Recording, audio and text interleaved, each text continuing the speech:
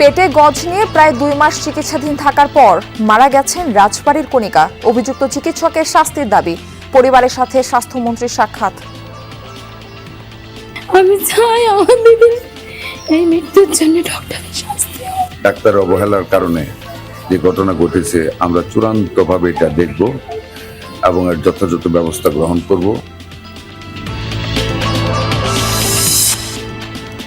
রাজধানী সহ আশেপাশের কয়েক জেলায় কাটেনি গ্যাস সংকট। চরম ভোগান্তিতে গ্রাহকরা। বন্ধ হয়ে গেছে অনেক কারখানা। গ্যাস ঢুকে 50 টাকা, 70 টাকা, 100 টাকা, 150 টাকা। এই গ্যাসে তো আমরা টাকা দিতে পারি না। আমাদের কারখানা বন্ধ, শ্রমিকেরা আমরা ঠিকমতো টাকা পাচ্ছি না, গ্যাস নাই। এই এক সপ্তাহের মধ্যে 10 টাকা সুতার দাম বাড়ছে। খারাপ বলে যে আমরা গ্যাসের জন্য সুতা তৈরি করতে পারি না। ঢাকা চট্টগ্রাম মহাসড়কে এআই ক্যামেরায় ধরা পড়ছে নানা অনিয়ম। আদায় হচ্ছে বিপুল অঙ্কের জরিমানা। ভুল মামলা হলে প্রতিকার চান মালিক চালকরা। আগে মামলা হতো গাড়ির নামে, এখন মামলা হচ্ছে ড্রাইভারদের নামে। লাইসেন্সের মধ্যে ফোন কমে যাচ্ছে, বিধে ড্রাইভার এখন আগে থেকে অনেক সতর্ক চলতেছে। বাস বা মধ্যমান ভারী যানবাহনের গাড়ি কত পার্সেন্ট গাড়িতে মাইল মিটার সচল আছে? কর্তৃপক্ষ কি এটা যাচাই করে দেখছে?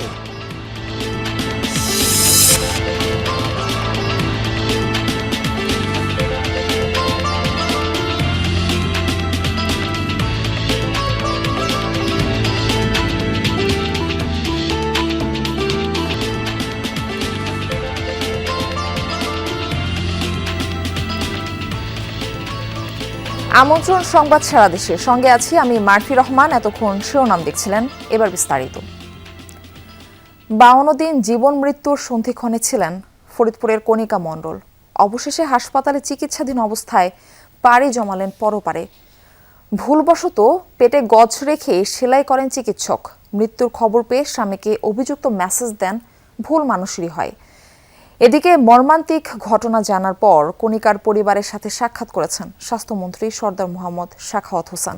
বলেন, তদন্ত কমিটি গঠন করা হয়েছে, 5 কর্মদিবসের মধ্যে দেয়া হবে প্রতিবেদন। 1.5 মাসের ছোট্ট শিশু জন্মের পর থেকেই ঠিকঠাক পায়নি মায়ের ভালোবাসা।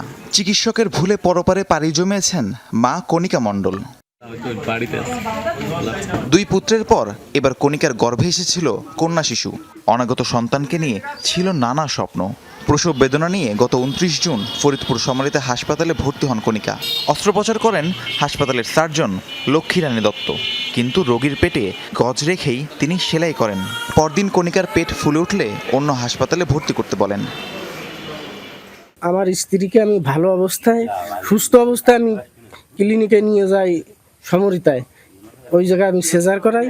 সেজার করার পরে এরা গজ রেখে, একটা নাড়ি কাটিয়ে গজ রেখে সেলাই করে এরা মানে যে এমন ক্রিটিক্যাল করে, এই রুগী আমি তখন কোনো ফরিদপুর কোনো রাখে না। ডক্টর যখন ওকে সিজার করে তখন ডক্টর বলছিল যে হ্যাঁ হ্যাঁ এ আমি কি করলাম, কি হয়ে গেল, হ্যাঁ কাউকে ডাকেন, অন্য ডক্টরকে ডাকেন, অন্য ডক্টরকে ডাকেন। এটা চিকিৎসকের, আমি মনে করি যে নিজ হাতে তাকে মেরে ফেলছে। এটা কোনো অনাকাঙ্ক্ষিত বিষয় না। 3 জুলাই রাজধানীর কল্যাণপুরে ইবনে সিনা হাসপাতালে আনা হয় কণিকাকে। পরীক্ষা নিরীক্ষার পর পেটে গজের অস্তিত্ব টের পান চিকিৎসকরা। 7 জুলাই আবারও পেট কেটে সেসব বের করা হয়। এরপর থেকেই আইসিইউতে কণিকা। 19 আগস্ট পৃথিবীর মায়া ত্যাগ করে সে মৃত্যুর কোলে ঢলে পড়ে। এরপর কণিকার স্বামী অসন্ত মণ্ডলকে হোয়াটসঅ্যাপে লক্ষ্মীরানী লিখেন, ভুল মানুষেরই হয়। মর্মান্তিক ঘটনাটি নজরে আসে স্বাস্থ্যমন্ত্রী সরদার মোহাম্মদ সাখাওয়াত হোসেনের। সকালে রাজবাড়ীর বাঘুটিয়ায় কণিকার পরিবারের সাথে সাক্ষাৎ করেন তিনি। বলেন, চিকিৎসকের অবহেলায় একজন মায়ের অকাল মৃত্যু বেদনাদায়ক। এই ঘটনায় তদন্ত কমিটি গঠন করা হয়েছে। 5 কর্মদিবসের মধ্যে তারা প্রতিবেদন জমা দিবে। প্রয়োজনীয় ব্যবস্থা নেওয়ার আশ্বাস দেন মন্ত্রী। এটা অত্যন্ত একটা বেদনাদায়ক ঘটনা। আমি যা দেখেছি, কালকে রাতেই দেখেছি। আমি নিজেই থেকে বিয়ার করতে পারিনি। একজন মায়ের, আমাদের অবহেলার কারণে একজন মায়ের এই অকাল মৃত্যু, একটা নিষ্পাপ শিশুকে যে তার মার চেহারাটা দেখতে পারে নাই, ডাক্তার অবহেলার কারণে যে ঘটনা ঘটেছে আমরা চূড়ান্তভাবে এটা দেখব। তবে অভিযুক্ত চিকিৎসকের বক্তব্য পাওয়া যায়নি। ফরিদপুরের সিভিল সার্জন জানান, বিষয়টি তিনি জেনেছেন, অভিযোগ পেলে আইনানুগ ব্যবস্থা নেবেন। অভিযোগ আসেনি এবং আমি অন্য কোনো সোর্সের মাধ্যমে এটা জানতে পারিনি। যদি ভুক্তভোগী রোগী আমার কাছে অভিযোগ দেয় তাহলে আমি তদন্ত করে এটা যথাযথ ব্যবস্থা নেব। শুধু আশ্বাস নয়, অভিযুক্ত চিকিৎসক এবং হাসপাতাল কর্তৃপক্ষের দৃষ্টান্তমূলক শাস্তির দাবি ভুক্তভোগী পরিবারের। রাহিম সারোয়ার, যমুনা নিউজ। এই ঘটনার বিষয়ে আরো বিস্তারিত তথ্য আপনাদের জানাতে চাই। আমাদের সঙ্গে ফরিদপুর থেকে যুক্ত হচ্ছেন আমাদের সহকর্মী তরিকুল ইসলাম হিমেল। হিমেল, এই ঘটনায় গঠিত তদন্ত কমিটি কাজ শুরু করেছেন কিনা এবং সিভিল সার্জন কি বলছেন এই বিষয়ে? মারফি, যে বিষয়ে কিন্তু একটি তদন্ত কমিটি গঠন করা হয়েছে। সদর উপজেলা ফরিদপুরের যে সদর উপজেলা স্বাস্থ্য কর্মকর্তা ডাক্তার মুক্তার হোসেন, তাকে প্রধান করে 5 সদস্যের একটি কমিটি গঠন করা হয়েছে এবং এই কমিটি তে রয়েছেন আরও একজন গাইনি বিশেষজ্ঞ রয়েছেন, একজন সার্জারি বিশেষজ্ঞ রয়েছেন এবং সিভিল সার্জন কার্যালয়ের 2 জন চিকিৎসক রয়েছেন এই কমিটিতে। যেহেতু আজকে শুক্রবার এবং আগামীকাল শনিবার সরকারি বন্ধের দিন, তাই বলা যায় যে তদন্ত কমিটি এখনো কাজ শুরু করেনি। হয়তো রবিবার থেকে তারা হয়তো যে তাদের যে কাজ সেই কাজটি করবে। এখন আমি আপনার যে হসপিটালে এই ঘটনাটি, সেই হসপিটাল প্রাঙ্গণে রয়েছে। যদি আপনার মাধ্যমে একটু দেখানোর চেষ্টা করি যে হসপিটাল যে চিকিৎসক যার বিরুদ্ধে অভিযোগ ডাক্তার লক্ষ্মীরানী দত্ত, তিনি কিন্তু গতকাল থেকেই তার চেম্বার বন্ধ, তিনি চেম্বারে আসেননি এবং হসপিটাল কর্তৃপক্ষের সাথে যে আমরা কথা বলার চেষ্টা করেছি, তারা যেটি জানিয়েছে যে তাদের সাথেও কিন্তু এই যে চিকিৎসক লক্ষ্মীরানী, তার সাথে গতকাল থেকেই কোনো যোগাযোগ হয়নি। আপনি জানেন যে সকালেই কিন্তু এই যে ভুক্তভোগী যে রোগী মারা গিয়েছেন কণিকা মণ্ডল, তার যে রাজবাড়ির বালিয়াকান্দির বাড়িতে কিন্তু আপনার স্বাস্থ্য মন্ত্রী সহ স্বাস্থ্য বিভাগের ঊর্ধ্বতন কর্মকর্তারা গিয়েছেন এবং তাদেরকে সান্ত্বনা দিয়েছেন। এই কণিকা মণ্ডল গত 29শে জুন প্রসবজনিত ব্যথা নিয়ে কিন্তু এই সমরিতা হাসপাতাল, ফরিদপুরের সমরিতা প্রাইভেট হাসপাতালে ভর্তি হন এবং সেখানে ডাক্তার লক্ষ্মীরানী দত্ত তার আন্ডারে চিকিৎসাধীন ছিলেন এবং ওই দিন রাতেই তিনি সিজারিয়ান অপারেশন করেন। তারপর দিন থেকে কিন্তু তার রোগীর পেট ফুলে গেলে রোগীর স্বজনরা চিকিৎসককে জানালে চিকিৎসক সেটিকে আমলে না নিয়ে তাকে অন্য হসপিটালে নিয়ে যেতে বলে। তারা ফরিদপুরে মেডিকেলে সহ অন্যান্য হাসপাতালে চেষ্টা করলে কোনো চিকিৎসকই এই রোগীকে চিকিৎসা দেননি, বলেছেন উন্নত চিকিৎসা প্রয়োজন, ঢাকায় নিয়ে যেতে। তারা ঢাকার ইবনে সিনা হাসপাতালে ভর্তি করেন 3 জুলাই। হিমেল, এই বিষয়ে আরো বিস্তারিত তথ্য আপনার মাধ্যমে পরবর্তী সংবাদে আমরা জানার চেষ্টা করব। আপনাকে ধন্যবাদ যুক্ত হওয়ার জন্য। রাজধানীর আশেপাশের কয়েক জেলা এবং চট্টগ্রামে গ্যাস সংকট এখনো কাটেনি। ভোগান্তিতে গ্রাহকরা। নারায়ণগঞ্জ, নরসিংদী ও গাজীপুরে আবাসিক গ্যাসের চাপ কম থাকায় রান্না খাওয়া নিয়ে দুর্ভোগে বাসিন্দারা। অনেকে বাধ্য হয়ে সিলিন্ডার গ্যাস কিংবা বৈদ্যুতিক বা মাটির চুলা ব্যবহার করছেন। বাড়তি খরচ সামাল দিতে হিমশিম খেতে হচ্ছে সাধারণ মানুষকে। ছুটির দিনে অধিকাংশ কারখানা বন্ধ থাকায় সিএনজি স্টেশনগুলোতে গ্যাসের চাপ কিছুটা বেড়েছে, তবে তাও কাঙ্ক্ষিত মাত্রায় পৌঁছায়নি বলে জানিয়েছে সংশ্লিষ্টরা। গ্যাস সংকটে চট্টগ্রামেও ভোগান্তি পোহাতে হচ্ছে আবাসিক ও বাণিজ্যিক গ্রাহকদের। এদিকে মাসখানেক ধরে তীব্র গ্যাস সংকটের বিরূপ প্রভাব পড়েছে শিল্প কারখানায়। অচল হয়ে পড়েছে শত শত কারখানা।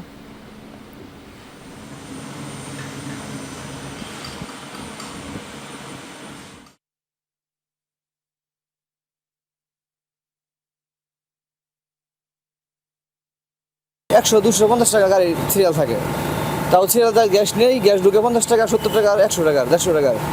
এই গ্যাসে তো আমরা টাকা দিতে পারি না, আসতে পারি না, যার দুতেল লাগে আই দুতেল লাগে। গ্যাস এই পাম্পে মোটামুটি ভালো, পিছনে যে 2 পাম্পে দাঁড়াইছিলাম গ্যাসের প্রেশার নাই। আমাদের কারখানা বন্ধ, শ্রমিকেরা আমরা ঠিকমতো টাকা পাচ্ছি না, গ্যাস নাই। মিল কারখানা বন্ধ হয়ে গেছে আর সুতার দাম দৈনিক এবারে এই 1 সপ্তাহের মধ্যে 10 টাকা সুতার দাম বাড়ছে।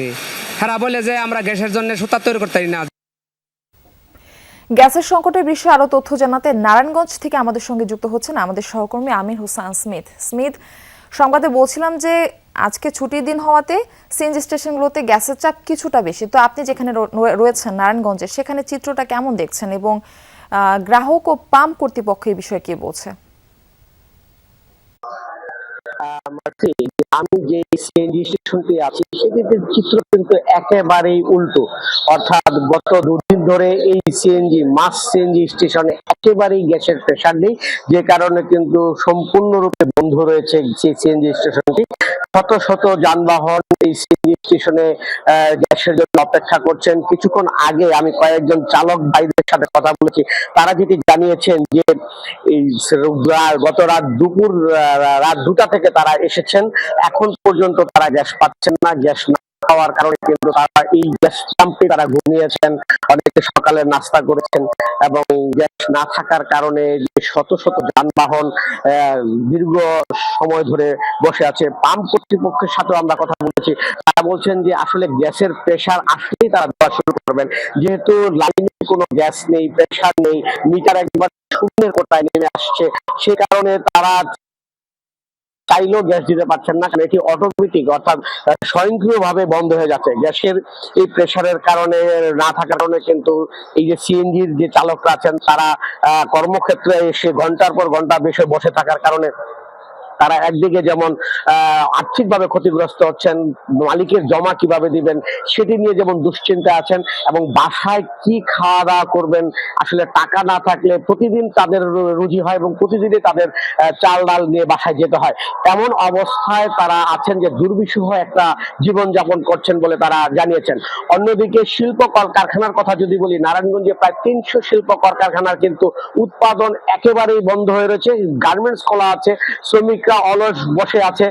সেই অবস্থায় শিল্প মালিকরা বলছেন আগামী শনিবার বিকেএমই সদস্যভুক্ত যারা কারখানার মালিক আছেন তাদের জরুরি সভা ডেকেছেন, সেখানে তারা করণীয় নির্দেশ ঠিক করবেন যে আসলে গার্মেন্টস ফ্যাক্টরি চালাবেন না বন্ধ করে দিবেন। এমন একটি সিদ্ধান্তে তারা উপকৃত হতে পারেন বলে আমাদেরকে জানিয়েছেন। মার্ফি, ধন্যবাদ স্মিথ যুক্ত হবার জন্য। ঢাকা চট্টগ্রাম মহাসড়কে যানবাহনের আইন ভঙ্গ শনাক্তে চালু হয়েছে কৃত্রিম বুদ্ধিমত্তার ক্যামেরা। প্রথম দিনে প্রায় 450 মামলা এবং 15.5 লাখ টাকা জরিমানা করা হয়। তবে চালকদের প্রশ্ন, প্রযুক্তি নির্ভর এই উদ্যোগ বাস্তবায়নে কতটা প্রস্তুত মহাসড়ক? ভুল মামলা হলে আপিলের সুযোগ কি মিলবে? মহাসড়কে ছুটছে গাড়ি, কিন্তু এখন আর ট্রাফিক পুলিশের চোখ ফাঁকি দিয়ে আইন ভাঙার সুযোগ নেই। সড়কের বিভিন্ন পয়েন্টে বসানো এআই ক্যামেরায় ধরা পড়ছে যানবাহনের বেপরোয়া গতি, লেন ভাঙা সহ নানা অনিয়ম। শুরুর দিনেই কুমিল্লা হাইওয়ে রিজিয়নের তথ্য, মামলা 449টি, জরিমানার অঙ্ক 15,51,000 টাকা। একটা গাড়ি হুট করে দাঁড়াই ফেলছে, তখন অটোমেটিক তার নামে মামলা হয়ে যাবে। তখন দেখা গেছে অন্য পাবলিকও এটা দেখা দেখি মানে হবে আর কি। আগে মামলা হতো গাড়ির নামে, এখন মামলা হচ্ছে ড্রাইভারদের নামে।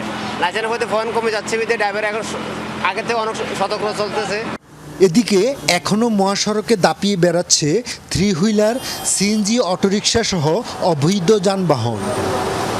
প্রথম দিনেই এআই ক্যামেরার কঠোর বার্তা স্পষ্ট। তবে কেউ কেউ প্রশ্ন তুলছেন, এই আইন বাস্তবায়নে কতটা প্রস্তুত মহাসড়ক, আর মামলায় আপিলের সুযোগ থাকছে কি ভুক্তভোগীদের? তবে সড়ক নিরাপত্তা নিয়ে চালক মালিকরা বলছেন প্রযুক্তির ব্যবহার জরুরি, কিন্তু শুধু মামলা আর জরিমানা করলেই সমাধান হবে না। প্রয়োজন ক্যামেরার তথ্য যাচাই, আপিলের সুযোগ এবং ভুল শনাক্ত হলে দ্রুত সংশোধনের ব্যবস্থা।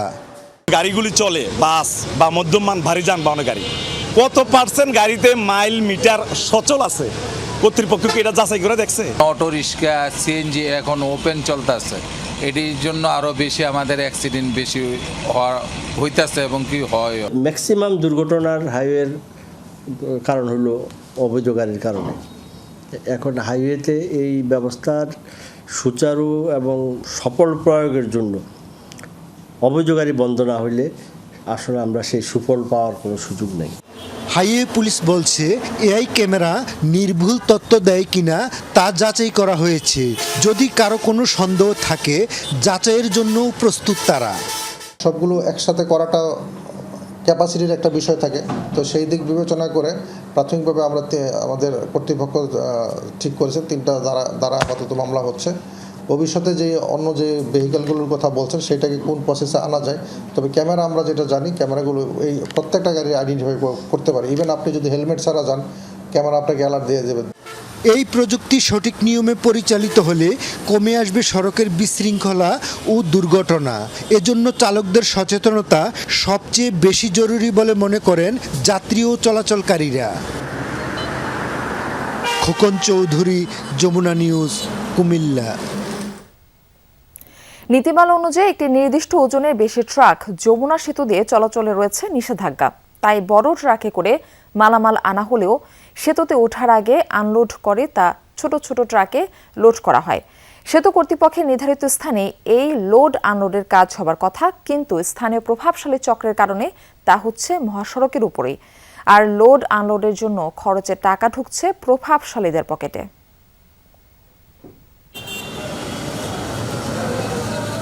রাস্তার পাশেই এক ট্রাক থেকে মালামাল নেওয়া হচ্ছে অন্য ট্রাকে। এই দৃশ্যের দেখা মিলবে সিরাজগঞ্জের যমুনা সেতুর পশ্চিম প্রান্ত থেকে হাটিকুমরুল পর্যন্ত। মহাসড়কের অন্তত 10টি পয়েন্টে এভাবেই চলে ট্রাকের লোড আনলোড। এর পেছনে সরকারি কারণ রয়েছে। নীতিমালা অনুযায়ী সেতু দিয়ে চলাচল করতে হলে একটি নির্দিষ্ট ওজনের বেশি মালামাল থাকা যাবে না ট্রাকে।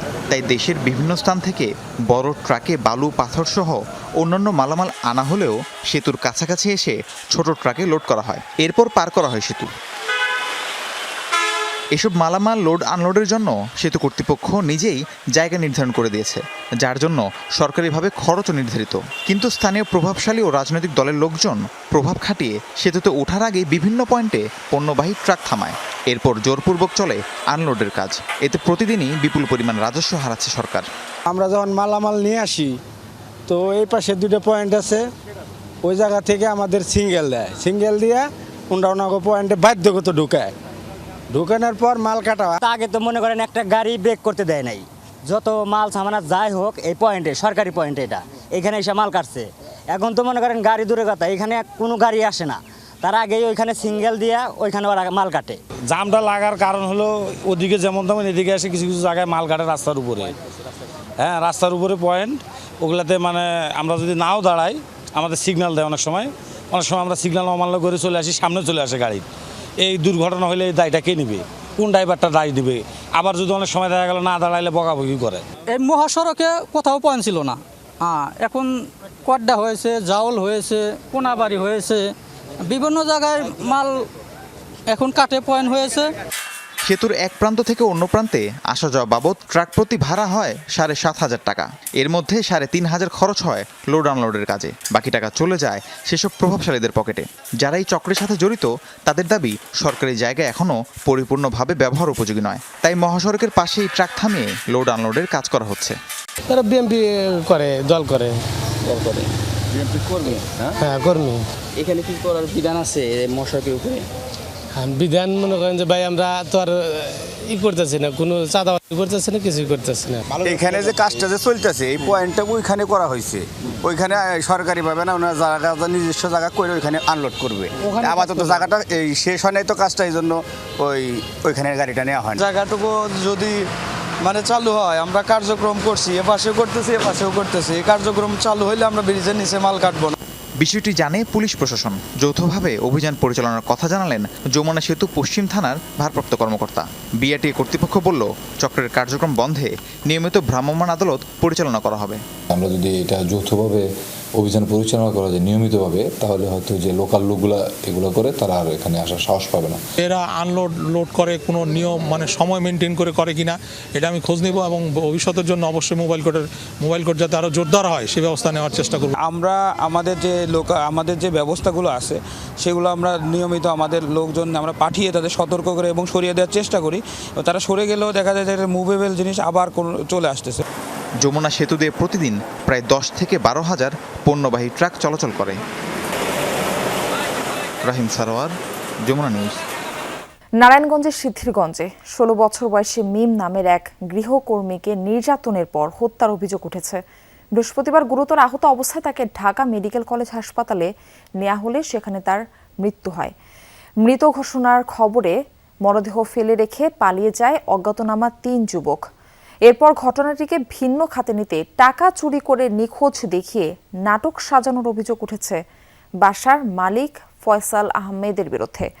পরিবারের অভিযোগ, মিমের মৃত্যুর বিষয়টি নিশ্চিত হওয়ার পর ফয়সাল আহমেদ সিদ্ধিরগঞ্জ থানায় লিখিত নিখোঁজের ডায়েরি করেন। সেখানে দাবি করা হয় বাসা থেকে 25,000 টাকা নিয়ে মিম নিখোঁজ হয়েছে।